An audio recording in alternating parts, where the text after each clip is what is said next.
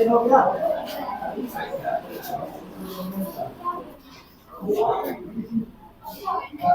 हम लोग पढ़ने वाले हैं प्रतिरोध।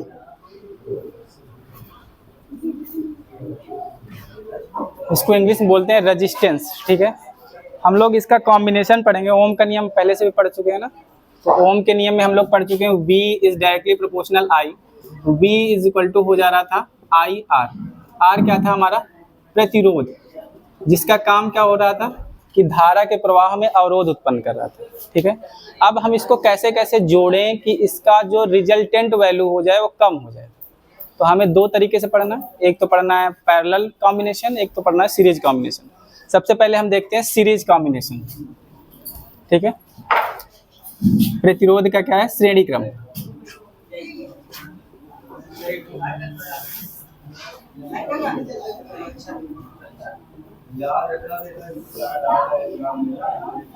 श्रेणी क्रम संयोजन में सबको फार्मूला क्लास के हिसाब से याद रहता है। जैसे हम लोग पढ़े थे R1 plus R2 plus R3 dash ऐसे चलता रहता है, ठीक है।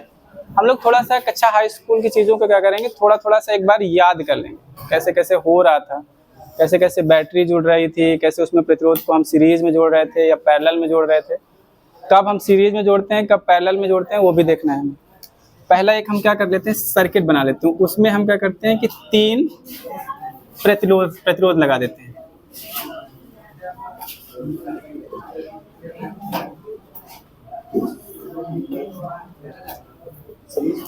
V वोल्ट उसको क्या दिए, विभव दिए। I धारा प्रवाहित हो रही है। पूरे सिस्टम में या पूरे सर्किट में क्या होगा, धारा क्या रहेगी, नियत रहेगी। I यहाँ से निकली और लास्ट तक I पहुंची, ठीक है। I पे कोई चेंजमेंट नहीं हो रहा है। जो भी चेंजमेंट होगा यहाँ पर क्या हो जाएगा, इसका विभव बदलेगा, यहाँ पर कुछ और होगा, यहाँ पर कुछ और होगा। इसका मैंने मान लिया प्रतिरोध कितना है R1, इसका कितना है R2, इसका R3। यहाँ पर विभव कितना है V1, V2 और V3, ठीक है।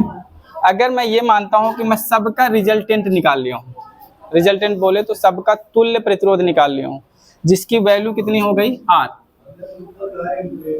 और जो विभव है वो कितना है V है, और प्रतिरोध R है, धारा कितनी है I है। R कितना हो गया, R इक्विवेलेंट। इक्विवेलेंट का मतलब होता है तुल्य प्रतिरोध, मतलब होता है तुल्य प्रतिरोध, ठीक है। अब सुनो, इन चीजों में क्या होता है, सीरीज कॉम्बिनेशन में क्या होता है कि तुम्हारी जो धारा होती है ना वो नियत रहती है। क्या होता है, धारा नियत रहती है और विभव क्या है, बदलता है। इसमें क्या कंडीशन है, धारा जो होती है नियत रहती है। देखो I धारा गई है, पूरे सिस्टम में क्या चल रही है, I ही चल रही है, और विभव क्या होता है, वो बदलता है, विभव बदलता है, ठीक है। दो नियम इसके कि धारा क्या रहेगी, नियत रहेगी, विभव क्या होगा, वो बदलेगा, ठीक है। अगर हम देखते हैं टोटल विभव कितना हो जाएगा, अगर यहाँ से हमने V विभव दिया और यहाँ पर V1 हो गया, यहाँ V2 हो गया, यहाँ V3 हुआ, टोटल नेट कितना था V, और बदला क्या V1 plus V2 plus V3। हमने पढ़ा है ओम का नियम, सबको पता है V बराबर क्या होता है IR, है ना। तो हम यहाँ पर कह सकते हैं, यहाँ पर तुम्हारा I था, R के लिए कितना हमने टोटल निकाला है, R इक्विवेलेंट। ये कितना हो गया I R1, I तो फिक्स है, सिर्फ R1 आपका है कि चेंज है। यहाँ पर क्या हो जाएगा I R2 I R3, ठीक है। अब यहाँ से मैं I R इक्विवेलेंट जो होगा, I कॉमन कर लेता हूँ, तो R1 plus R2 plus R3, I से I क्या हुआ, कैंसिल हुआ। R इक्विवेलेंट जो आएगा वो कितना आ जाएगा, R1 plus R2 plus R3। आपके पास जो रिजल्टेंट वैल्यू आएगी सीरीज की, तो हम क्या करेंगे, सभी को उठा के एक साथ जोड़ देंगे, तो हमें क्या मिल जाएगा, सीरीज का जो तुल्य प्रतिरोध होगा वो पता चल जाएगा, ठीक है। अगर तुम्हारे पास कितने हो, n नंबर ऑफ क्या हो, प्रतिरोध हो, n प्रतिरोध हो,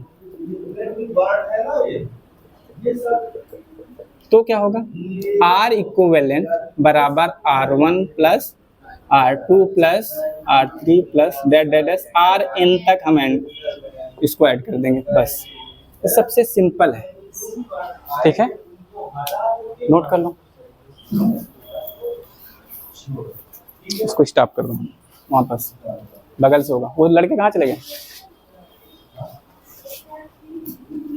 बगल में होगा, इधर इस साइड में। हाँ देखो, इसी से रिलेटेड एक क्वेश्चन है। हमें दो प्रतिरोध दे दिया है, वो दोनों क्या है, श्रेणी क्रम में। हमें 12 वोल्ट की बैटरी दे दी है। उसने पूछा है परिपथ में धारा तथा प्रत्येक प्रतिरोध पे विभव ज्ञात कीजिए, ठीक है। हर एक प्रतिरोध पे, इस पे भी हमें बताना पड़ेगा विभव, क्योंकि क्या हो रहा था, विभव ना डिस्ट्रीब्यूट हो रहा था, अलग अलग हो रहा था। हर प्रतिरोध पे विभव का मान क्या हो रहा था, बदल जा रहा था। तो यहाँ पे भी क्या होगा, अलग अलग निकलेगा। हमारे 12 वोल्ट की बैटरी ने क्या किया, जो भी करंट देगी, और ये 12 इसी में क्या हो जाएगा, अलग अलग डिस्ट्रीब्यूट होगा, अलग होगा ना। तो हम लोग पहले क्या करते हैं, परिपथ में धारा निकालते हैं। धारा निकालने से पहले हमें क्या करना पड़ेगा, इनका तुल्य प्रतिरोध निकालना पड़ेगा। तुल्य प्रतिरोध क्या होता है, अगर कहीं पे धारा बदलती नहीं है, मान लो आई धारा गई और लास्ट में हमें क्या मिल रहा है, आई मिल रहा है, तो क्या होगा कि हमें ये दोनों प्रतिरोध क्या होंगे, श्रेणी क्रम में होंगे। श्रेणी क्रम का फार्मूला अभी करें हम लोग, आर इक्विवेलेंट बराबर होता है R1 प्लस R2। तो आर इक्विवेलेंट बराबर हो जाएगा 2 + 4 बराबर हो जाएगा 6 ओम, ठीक है। धारा हमें निकालना है, धारा I बराबर होता है V/R। V कितना है, 12 वोल्ट। R की वैल्यू अभी कितना निकालो, 6 दूनी 12, तो कितना आ गया, 2 एम्पियर। अब हमें क्या निकालना है, विभव। मान लो इसके लिए विभव की वैल्यू कितनी होगी, इसके लिए विभव, मैंने इसको माना V1, इसको माना V2, तो यहाँ पर कितना हो जाएगा, V1 बराबर क्या हो जाएगा, V बराबर क्या होता है, I/R। I की वैल्यू कितनी है, 2। R की वैल्यू कितनी है, 2, है ना। 2 × 2 कितना हो गया, 4। तो यहाँ पर कितना है, 4 वोल्ट, ठीक है। आगे देखिए इसके लिए, तो V2 बराबर क्या हो जाएगा, I/R। I की वैल्यू कितनी है, 2, और R की वैल्यू कितनी है, 4। 4 दूनी 8 वोल्ट। दोनों को जोड़ के देखो, 8 और 4 कितना हो रहा है, 12 वोल्ट हो रहा है ना, ठीक है। मतलब कि हमारा 12 वोल्ट, इसको कितना दिया, 4 वोल्ट, और इसको कितना दिया, 8 वोल्ट, ठीक है। ओके, इसको स्टॉप करो। चलिए अब हम क्या करेंगे, समांतर क्रम संयोजन देखेंगे, ठीक है। फिर दोनों के मिक्स क्वेश्चन देखेंगे। अभी हमने क्या देखा, श्रेणी क्रम, एक उसका क्वेश्चन देख लिया, उसका क्या और उसका रूल देख लिया। अब हम समांतर क्रम का देख लेते हैं। समांतर क्रम में क्या होता है कि हम जितने भी प्रतिरोध होंगे ना, सबका एक ध्रुव क्या करेंगे, पकड़ के और सब में एक साथ मिला लेंगे, और दूसरे क्या करेंगे, बैटरी के एक सिरे से जोड़ देते हैं और दूसरे को दूसरे सिरे से जोड़ देते हैं, ठीक है। जैसे मानो मैंने क्या किया, एक ये प्रतिरोध है मेरे पास, एक ये प्रतिरोध ले लिया,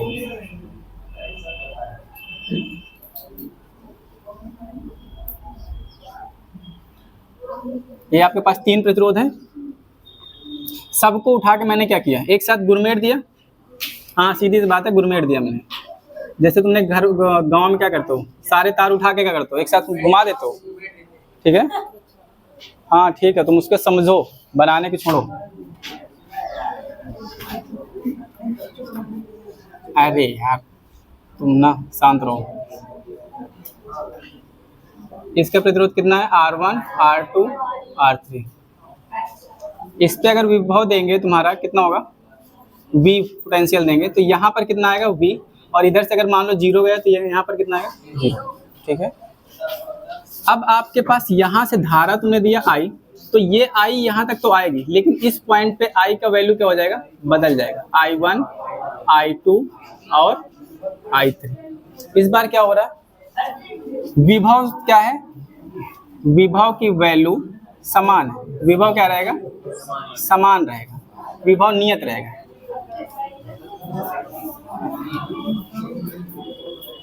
इस बार क्या हो रहा है, धारा चेंज हो रही है, धारा क्या है, बदलती है, ठीक है। अगर हम ये देखें कि अगर इसी का कंप्लीट सर्किट देख रहे हैं, टोटल हमने क्या किया, R इक्विवेलेंट निकाला, इसमें से क्या किया, एक पोटेंशियल दिया V, I, तो ये क्या हो जाएगा, R इक्विवेलेंट। ऐसे करके एक बनेगा सर्किट पूरा कंप्लीट जब जोड़ने के बाद। तो हो क्या रहा है तुम्हारा, I कितने भागों में बट रही है, I1 plus I2 plus I3, okay. तो I बराबर क्या होता है, V बराबर आपको पता है IR, तो I बराबर क्या हो जाएगा, V बटे में R। ठीक है। उसके हिसाब से हम ये देख रहे हैं कि जब कंप्लीट सर्किट हो रहा है तो हमारे पास V बटे में क्या हो रहा है, R इक्विवेलेंट आ रहा है। ठीक है, यहाँ पर I1 के लिए क्या हो जाएगा, V बटे में R1। V1 इस बार नहीं होगा, क्यों, क्योंकि यहाँ भी पोटेंशियल क्या है, सेम है, यहाँ पे भी सेम है। इस बार चेंज V नहीं हो रहा है, इस बार चेंज क्या हो रहा है, I चेंज हो रहा है। ठीक है, तो आगे क्या हो जाएगा तुम्हारा, सॉरी, प्लस V बटे में R2 प्लस V बटे में R3। अब हम क्या करते हैं, V इसमें से कॉमन कर लेते हैं। V कॉमन किया, R इक्विवेलेंट, V बाहर गया तो 1 अपान में R1 प्लस 1 अपान में R2 प्लस 1 अपान में R3। V से V क्या हुआ, कैंसिल हुआ, तो 1 अपान में R इक्विवेलेंट बराबर हो जाएगा 1 अपान में R1 प्लस 1 अपान में R2 प्लस 1 अपान में R3। अब ये तुम्हारा 3 प्रतिरोध के लिए। अगर ऐसे कितने हो, N प्रतिरोध हो, तब क्या होगा, N प्रतिरोध के लिए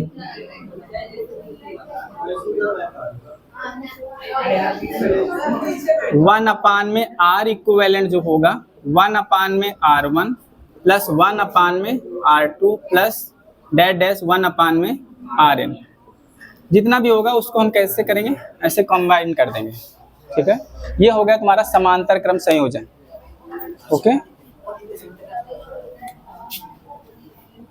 समांतर क्रम संयोजन।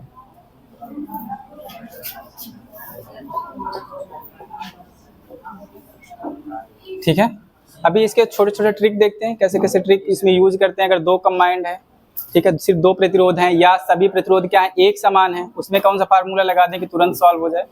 ठीक है, ओके, देखो इधर, इन केस क्या हो, तुम्हारे पास दो प्रतिरोध हो और दोनों काहे में हो, समांतर क्रम में हो। प्रतिरोध ना हमेशा कांटे नुमा होते हैं बेचारे, इसीलिए ना धारा को रोक देते हैं।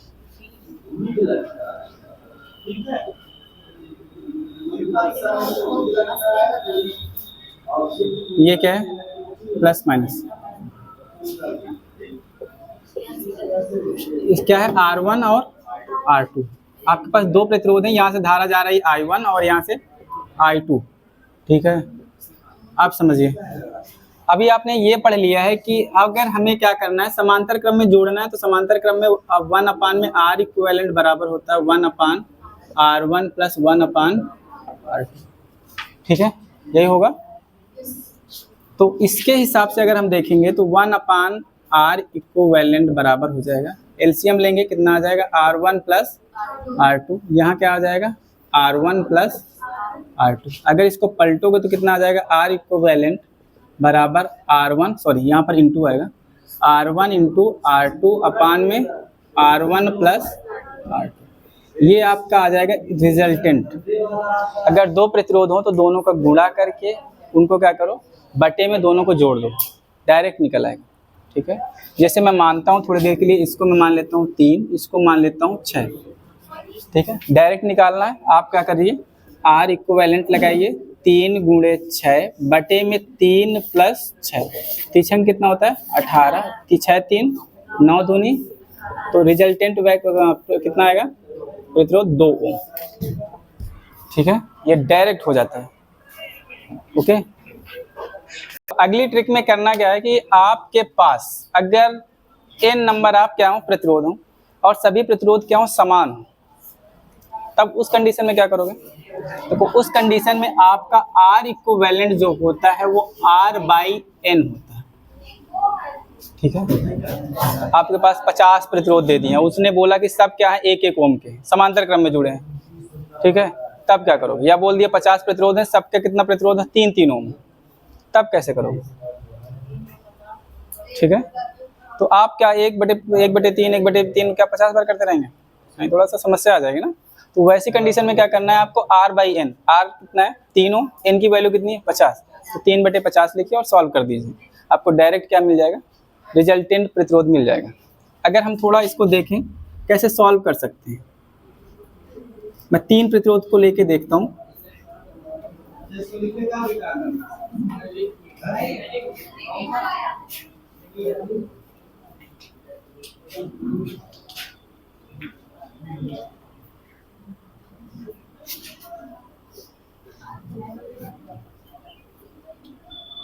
V वोल्ट है, I धारा बह रही है, यहाँ से I1 चल रहा है, यहाँ से I2 चल रहा है और ये I3 चल रहा है।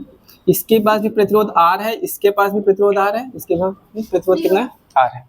आप समझिए यहाँ पर जो तुम्हारा क्या है परिणामी प्रतिरोध वो कितना है? तीनों क्या है? समान है। तीनों का मान कितना है? R R R है।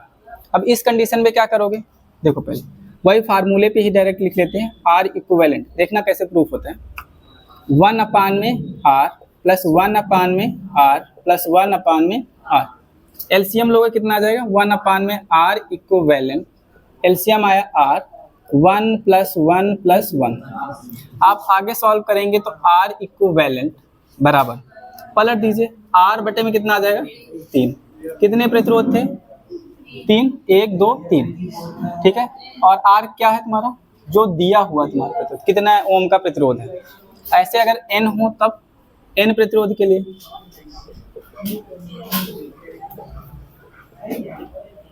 तो आप डायरेक्ट लगा सकते हैं R इक्विवेलेंट R/N।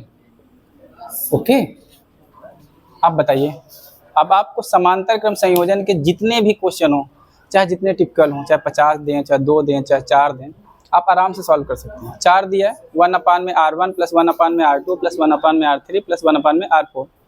आपने उसने क्या कर दिया? सबके समान कर दिया, ठीक है। प्रतिरोध की वैल्यू क्या कर दिया? समान कर दिया। तो आप कुछ मत करिए, सभी को उठाइए और क्या करो? उसको डिवाइड बाई n कर दीजिए, एक बार में आपका आंसर, ठीक है। ओके, आज की क्लास इतनी, कल इसके क्वेश्चन देखते हैं।